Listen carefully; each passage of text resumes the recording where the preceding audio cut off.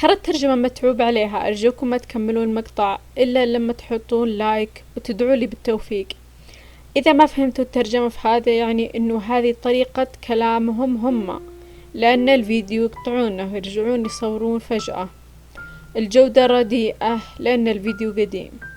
ما أعتقد إني بكمل ترجمة المقابلة كاملة لأنها صعبة إلا إذا قنعتوني باللايكات. والله طول المقابلة الأصلية أكثر من ساعة. ترجمت هذا الفيديو ليس للتمجيد وإنما للترفيه وأخذ العبرة. تم تصويره عام 1991 عندما كان كيمبر يبلغ من العمر 42 عاما. وهذه نبذة عن كمبر للي ما يعرفون مين هو كمبر. كان كمبر المعروف أيضا باسم قاتل الجامعيات، قاتلا متسلسلا قتل 10 نساء بما في ذلك طالبات جامعيات بين عامي 1972 و 1973. ونشأ في منزل مضطرب مع أب مسيء وأم تعاني من مشاكل في الصحة العقلية. بدأ مهنة كيمبر الإجرامية بالسطو وتطورت لاحقا إلى القتل. لقد استهدف الشابات وغالبا ما كان يقوم بأفعال شنيعة ويصنع جوائز بشعة من أجزاء أجسادهن.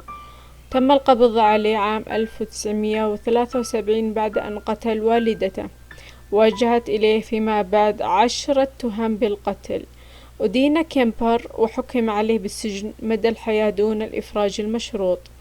وألهم العديد من الأفلام والكتب والبرامج التلفزيونية.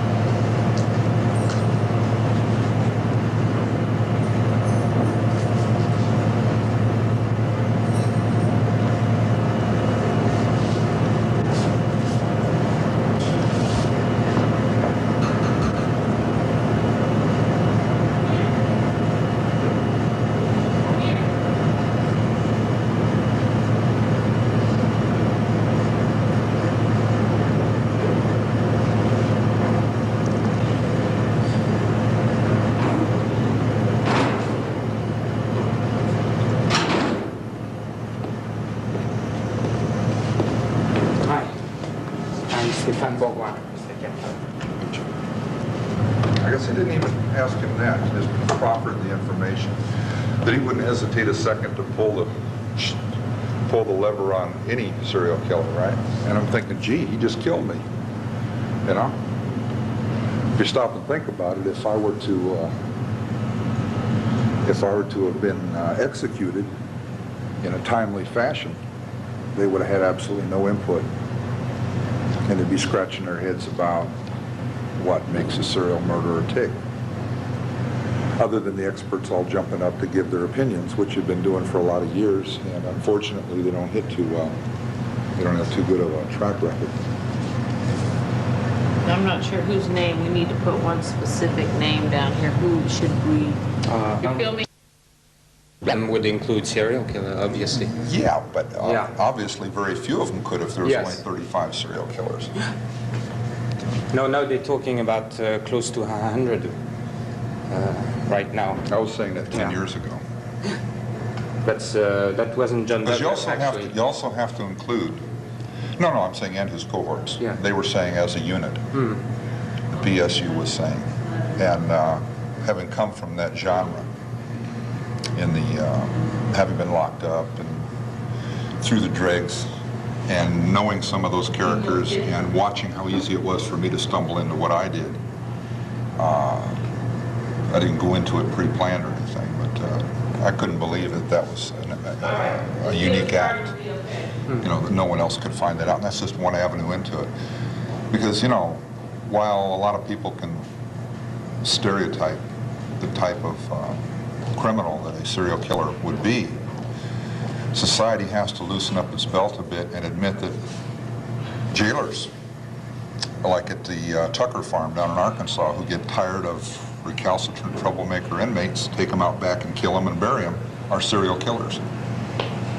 Different motive. But, so, you know, it's a wide range of activities that get included in something like that. They've had that 100 years ago in the Old West, where someone would set up a boarding house and people who came by never left. You know? Whole families, individual travelers, would go on for years before they'd get discovered. But it's things I've read about. Yeah, and you had H.H. Holmes also in the 1890s and stuff. Yeah. Poisoners, people like that. Are we starting our interview, or? No, Just would say, oh yes, I'm doing my time and I'm miserable, and they say, good. You know, that's not what it's about. Huh? Uh-oh, we're getting serious now. I can tell. The tape is rolling.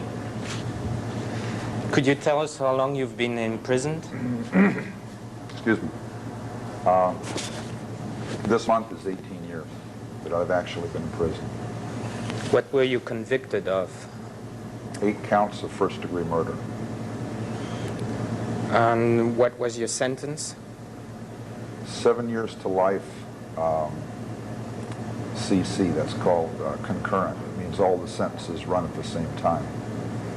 That means they run consecutively? Oh no, that's the opposite of consecutive. Yeah. Consecutive would be one at a time, and of course you can't serve multiple life sentences, but there was some question before my case that whether on the legality of that. So when my case went through, the judge sentenced me to 1 term of 7 to life, which at that time was the maximum non-death penalty, and all to run concurrent at the same time. In considering your crimes and crimes done by other serial killers, what do you think society should do in generally with serial killers? Do with them? Yes.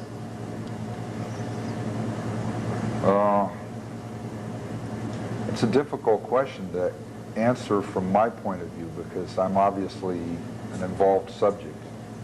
So it would, any answer I would give that would be other than the death penalty would sound very self-serving.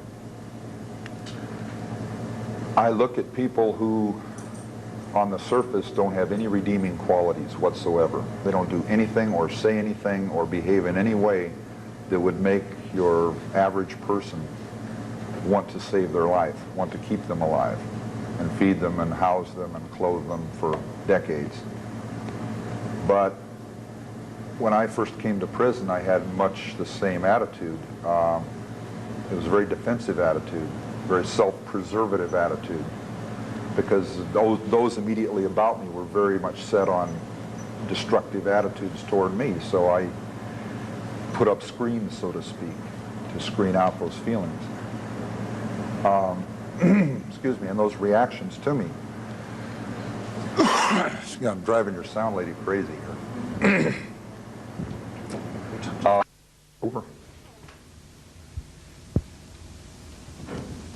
Also, when you feel you need to redo an answer, you can do it. You know, it's no I problem. don't have any problem with that now. I understand Yeah. the problems involved. I had to do a whole interview over once because the lady wouldn't check her audio tape recorder. I kept saying, you better check it and make sure it works first. Oh, I'm sure it works, it works. 2 hours later, we're doing it all over again. She was ready to cry, I'm telling you. I guess I could have, but that was where the pen was mightier than the sword, right? The only interview I did back at the time of my case. This is just a little anecdote for you here. But I went through the whole investigation, the whole trial, no interviews with the media, right? And then this one woman who had treated me pretty fairly in the media, she was in this drove or driven toward beating me with the newspapers. She tried to do a more in-depth piece around it. And so I did an interview with her before I went to prison. It was the day I was sentenced and I was waiting for the car to prison here. And actually, wait a minute, excuse me.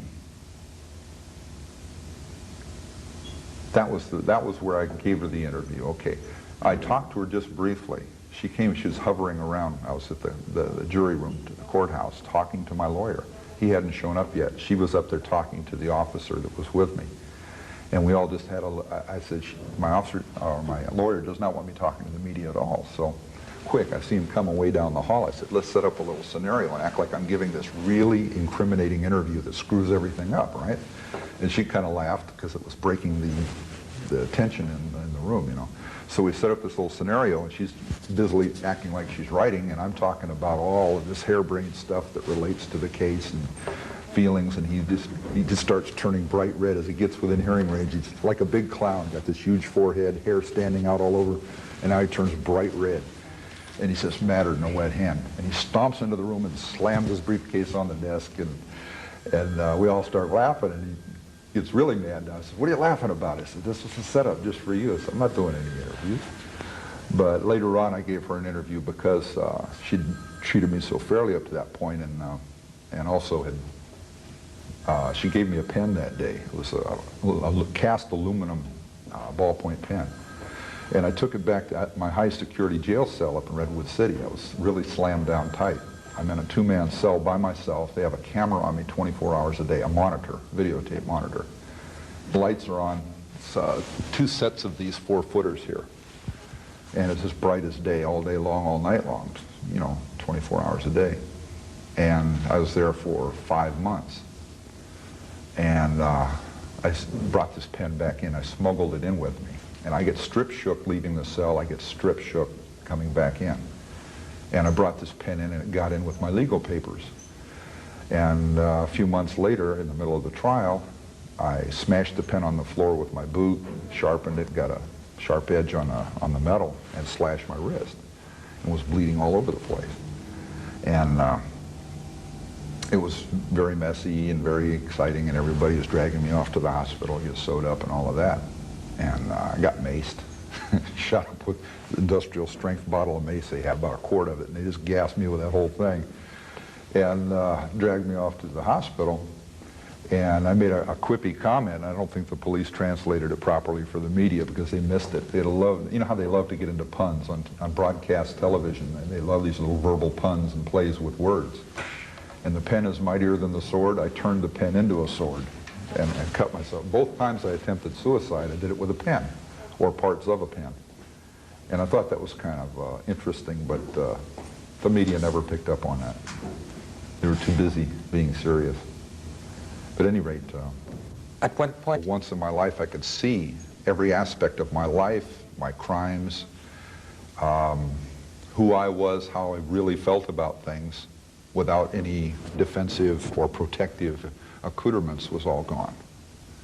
And it was fascinating to me. I was semi-conscious. Well, actually, I was conscious. I just, you know, I couldn't get up and move around a lot. And at the end of the 2 hours, I didn't want to stop. I wanted to keep on with this. I hadn't gotten to the crimes themselves, the current set of crimes, but I was kind of oriented around other things related to my life. And I asked to continue on. The doctor didn't want to, so I insisted. So they were using an IV, and they shot me up with another 2-hour batch of this stuff. And as soon as he was done with what he wanted to do, he got up and left. He had an appointment. It had gone longer than he planned on it. He had to leave. My lawyer had to go. So I'm stuck with these 2 deputies and a registered nurse watching me until I come down off of this stuff. Well, when the doctor left, he decided to give me a shot of medicine to snap me out of this, is the way he put it. And I asked him what it was, and he said it was methadone. Hospital-grade methadone, speed. And I've asked doctors since then, both medical doctors and psychiatrists, if that was an appropriate action, and they said absolutely not. They should have let me sleep it off just let it course through my body and let it go away. By amplifying with the methadone, it is suggested that the doctor knew full well it would put me through hell. It amplified everything I was feeling. It got me really drove, and for 2 days after that, they were trying to scrape me off the ceiling. They couldn't even talk to me. I was raving, I was ranting, they had to put me in a strip cell.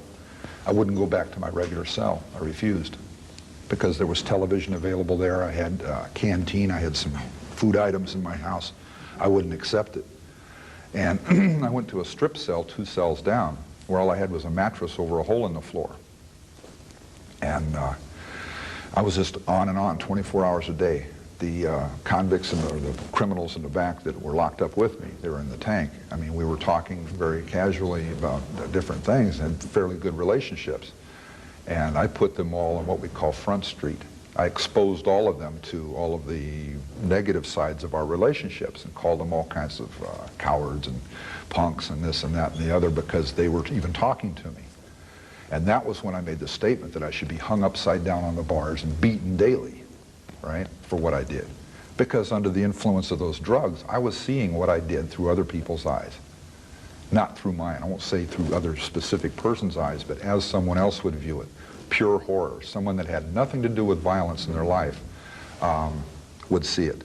I was completely unprotected, and that was an awful experience. And within hours of coming down off of that stuff, 2 days later, you know, I wasn't making comments like that. The defenses were back in place. They were a bit ruffled. It had been an eye-opening experience, because it gave me something I'll never forget, you know, some perspectives on my case that I'll never forget, some anxieties on my case I'll never forget.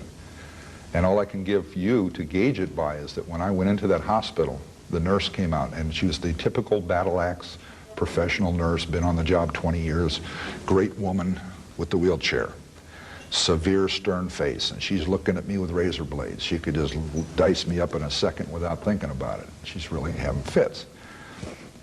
You know, I'm in the chair, she wheels me inside. 5 hours later when I come out of there, you know, she's wheeling me out, and as I'm getting into the car, I got this tortured look on my face. I've been crying, I've been tearing at myself, and she looks at me with this very compassionate look, and she says, "Good luck," because she got a good look at what was really inside.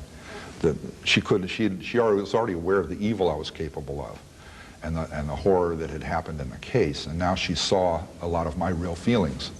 And her knowledge of chemicals and medicine and treatments and all of that, she knew I wasn't faking. And from her I got a good luck, you know, and she was serious. Never seen her since, but then ironically, the deputies that were stuck with me that day, trying to wait out this fit I was having, this rage, because they hadn't anticipated that, but they just tried to figure, well, we'll keep, he's so outraged right now, he's so drove, let's just keep him here until he calms down a bit, and then we'll take him back to jail. But I didn't calm down. It just kept going on and on and on and on. And at one point I asked the deputies to handcuff me to the rails of the bed, because I was afraid I would rip my eyes out. I was really acting up. And he had known me well enough for a few months, he didn't want to do that. He says, "Oh, come on, Ed, that's calling me by my first name." He says, "That's not really necessary, is it?" And I said, "Man, you better put them on, or I'm going to tear that goddamn gun belt off of you and blast you. I might beat you to death with it." So he comes over with the cuffs. He's a little offended by that. So he comes over with the cuffs, he starts to put them on my wrist, and I just went through some kind of incredible convulsion. I just yanked him clear across the bed, you know, because I was in and out and yanking like this, and he had the other hand cuffed already. He's putting cuff on here, and I yanked him across the bed, and zing, off he goes. He's hanging onto this handcuff. And at that point, he cuffed me up real quick, finished. I already had leg irons down at the foot of the bed.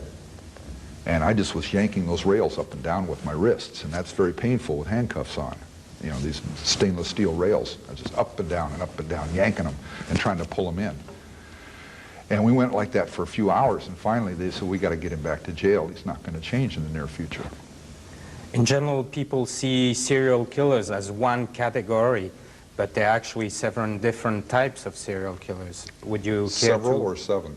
No, several. Several types. Would you care to explain us what types of different serial killers? To be honest with you, I couldn't really tell you. Because the categorization process, as you know, is back east with the behavioral sciences unit. When I was locked up originally, they called it mass murderer. Anybody who killed more than 2 or 3 people was a mass murderer. And whether it was all at one place or over an extended period of time. And then in the early 80s, they came up with this differentiation called serial killing, which was living 2 lives, basically. If one orients to the negative side of that living, he would say this person was living a cover life that was wrapped around doing those crimes, and which couldn't be very realistic. Someone doesn't live their life to murder people. Their life was not set for that from birth. From my point of view, what I saw was there was a great hole in my life. There was a lot missing from my life, and it didn't necessarily mean feelings. It meant I had walled off this emptiness in my life. Okay, I had an upbringing that was some have called dysfunctional. Okay, parents divorced when I was young. My mother started drinking heavily. She was working to raise 3 kids. We were not being cooperative about it. She drank more. She punished us harder, probably out of desperation. So character sets were being developed at that point. Rather than me going to Boy Scouts and getting achievement badges, I was not going to Boy Scouts and not getting achievement badges. I was finding devious ways to get around the rules of the home. Because the whole home life, I watched it deteriorate from what typical kids on the block were doing to coming home from school that I didn't like anyway. And ironically, I have a high IQ. I didn't know that till I was locked up the first time for murder. I always thought I was a little missing up here, a little short. Because I was always called stupid, I was called slow, don't you think when you do things? That was the problem. I wasn't thinking when I did things. I just did by rote, I did by memory, I did by example. And I had absolutely no faith in myself at all. I had no interaction going on in my own mind. I was not a thinker. I was not an individual. I had a teacher in the 9th grade who changed all that. He made me think. He would not tolerate my not thinking. He was an art teacher. And it was a devastating experience for me because there were gears in my head that were just rusty and they were barely moving or not at all.